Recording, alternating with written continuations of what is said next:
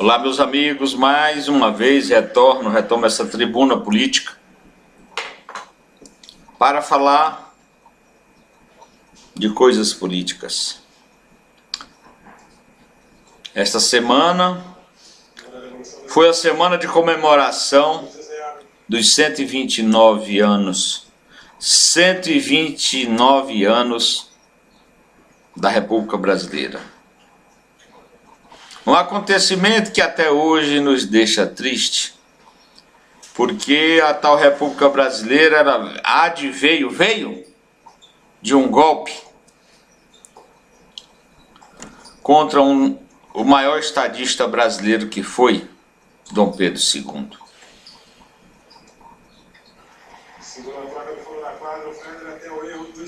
Foi uma traição por um homem a quem Dom Pedro II dedicava amizade e consideração e confiava. O Marechal Deodoro da Fonseca viu na oportunidade da proclamação da República, sem nenhum sentimento patriótico, a oportunidade de se tornar o primeiro presidente da República Brasileira. Mas trabalhou de empreiteiro, porque logo depois, 2 anos depois, o Marechal Floriano Peixoto assumiu o poder.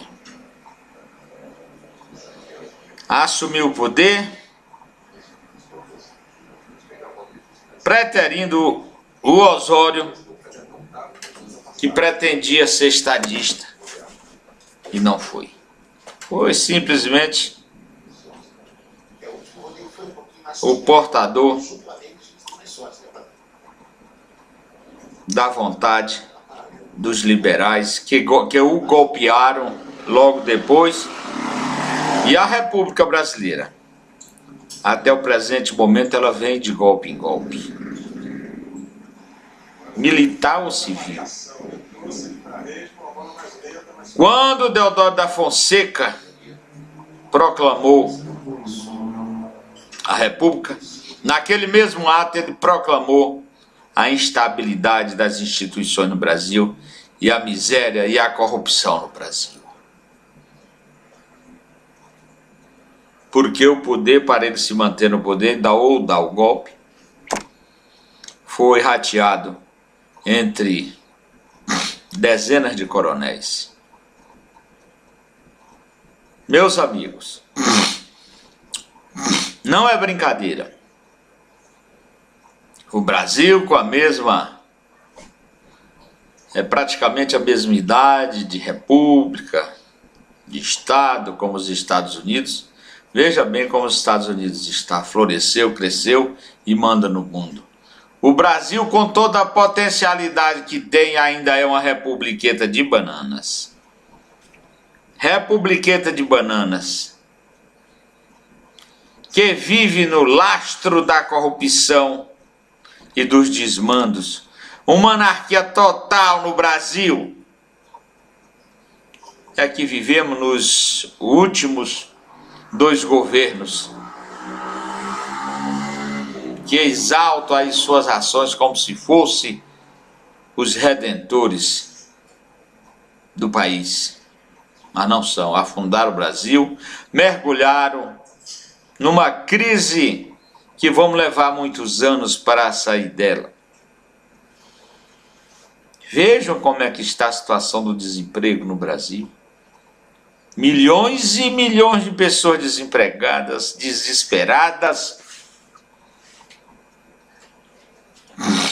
Para retomar suas vidas da melhor maneira possível, com um emprego, com salário mensal para se manter. De forma que eu digo aqui que o Império do Brasil deveria ter sido continuado. E nós perdemos uma oportunidade muito grande com o plebiscito que tivemos. República ou monarquia?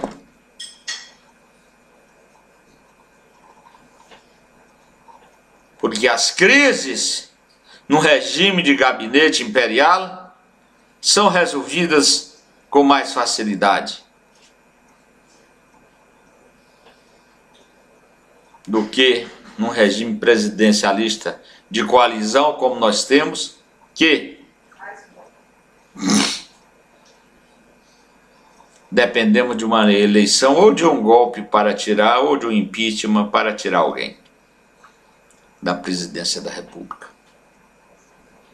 E assim a República Brasileira vem da Primeira República, da Segunda República, de república em república. E não existe república. No Brasil não existe. No Brasil, quando proclamaram a república, impuseram uma república fictícia, um pacto federativo fictício, que não existe. A república é feita de fora para dentro, não de dentro para fora. A república é feita na forma de adesão das unidades que queiram participar do Estado da República. Mas no Brasil não. No Brasil nós continuamos com as mesmas províncias praticamente. O governo brasileiro é um governo centralista, é um governo central.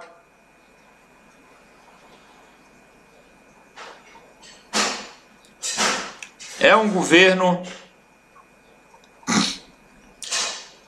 praticamente imperial.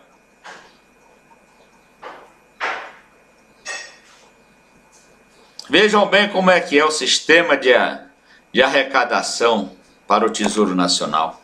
Em primeiro lugar, a União, depois os estados, depois o município, sendo que o cidadão vive, mora, se diverte e morre no município.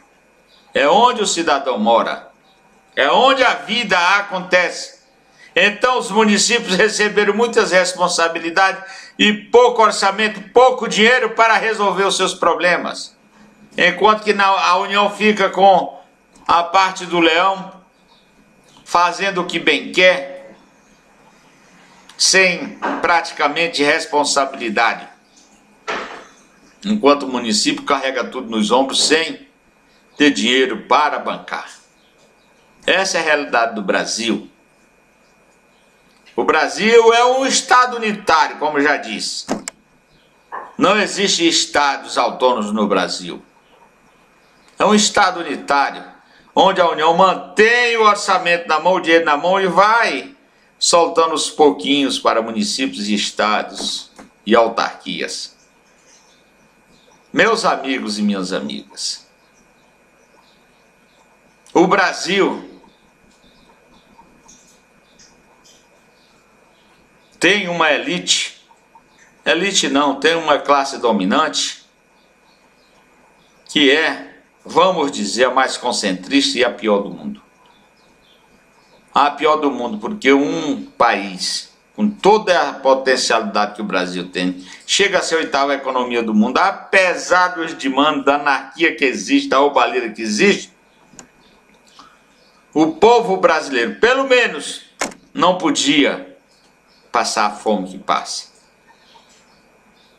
Dizem que a economia do mundo está concentrada nas mãos de 1% da população. E no Brasil, que é o país mais concentrista do mundo, no Brasil, menos de 0,5% da população concentra toda a riqueza nacional. E o resto vive como Deus permite. No Ora Veja. Meus amigos, o que fazer?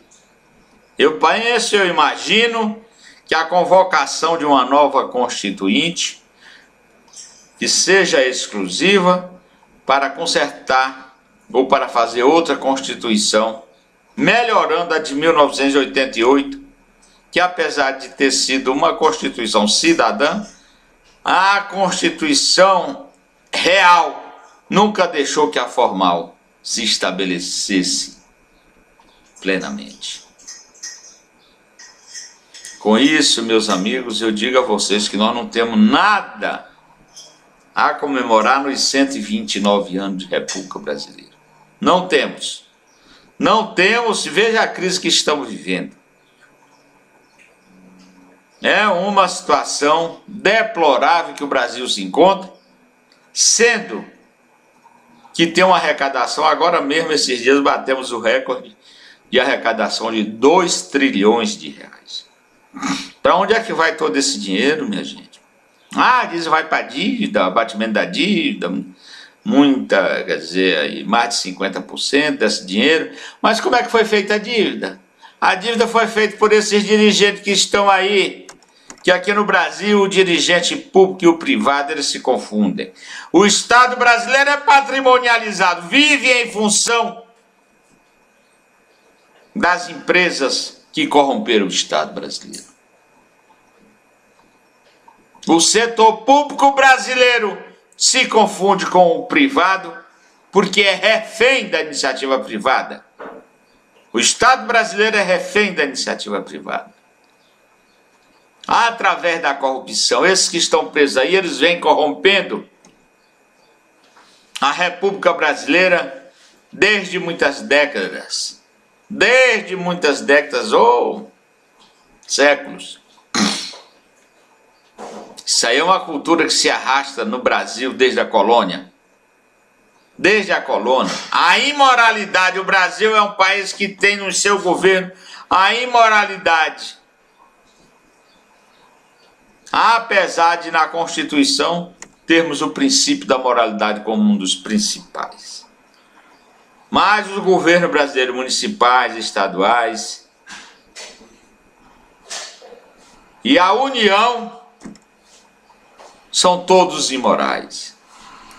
Todos imorais porque são corruptos. Faça aí a Controladoria Geral da União um sorteio para qualquer município no Brasil, em qualquer estado, para ver se as coisas por lá andam certo. Não ando. Não ando. Eu praticamente me criei dentro da máquina do governo brasileiro. Conheço por dentro o que se faz. Conheço por dentro. Sei como é que são as práticas. Meus amigos e minhas amigas, nós precisamos acordar. Temos a esperança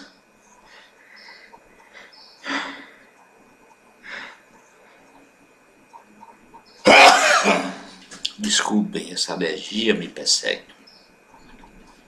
Temos a esperança no governo que foi eleito agora de Jair Messias Bolsonaro, que está de forma republicana formando o seu governo, procurando próceres nas atividades pessoais e privadas para formar o seu ministério, formar o seu gabinete. Tem sido até uma pessoa que eu nem pensava que fosse assim, é maleável, que voltasse atrás em algumas situações, que eu pensei que ele fosse radical, mas não. Pensou em unir o Ministério da Agricultura ao Ministério do Meio Ambiente. Como a reação dos dois setores, meio ambiente e agricultura, foram negativas, ele resolveu não fundir os dois ministérios. Assim, em outras situações, ele mostrou que não é o dono da verdade, como ele disse. Ele não é o salvador da pátria. Mas acredito que ele fará um grande governo se continuar ouvindo, se continuar buscando na sociedade brasileira, organizada ou não, pessoas que possam ajudá-lo no mistério de governar. Meus amigos e minhas amigas, retornei a essa tribuna hoje para falar do aniversário de 129 anos da República Brasileira, para reafirmar que nós não temos o que comemorar. Não temos, porque a República Brasileira foi sempre valha-coto de pessoas inescrupulosas que só visaram e visam os seus interesses particulares. E para isso movem céus e terra, roubam, matam e fazem qualquer coisa para se manter no poder. É essa a situação atual da República Brasileira, apesar dos esforços patrióticos do presidente Michel Temer e equipe, que tentou fazer reforma, que tentou organizar o Estado brasileiro, principalmente através da reforma da Previdência, que é necessaríssima. Mas esse Congresso, que foi derrotado nas eleições, e graças a Deus vai vir uma grande mudança para o Congresso Nacional, esse Congresso que está aí, que vai sair logo ali em fevereiro, não foi patriota, não cumpriu com o seu dever, porque eles estão aí, eles são mandados por nós, por isso é que eles têm mandatos. Nós somos os mandantes, eles são os mandados. Mas descumpriram esse princípio maior dos mandatários. Estão lá advogando as causas próprias, buscando interesses para si. Olha que eu sei o que eu estou dizendo. Eu sei o que eu estou dizendo porque lavorei ali no Congresso Nacional por quase 40 anos, trabalhando a questão do processo legislativo para os órgãos que representava lá dentro. Está lá a história. Meus amigos e minhas amigas, é hora. O Brasil parece que acordou, começou a acordar com a eleição de Bolsonaro, Jair Messias Bolsonaro. Parece que começou a acordar. Mas é bom que acordemos de vez para acompanhar o governo da melhor maneira possível e contribuir para a solução dos problemas que aí estão e não permitir que retornem ao governo os aventureiros, os mercenários que governaram ou desgovernaram o Brasil por muitos anos. Que Deus nos ajude, meus amigos. E o ano que vem tenhamos um aniversário mais feliz da República Brasileira. Obrigado.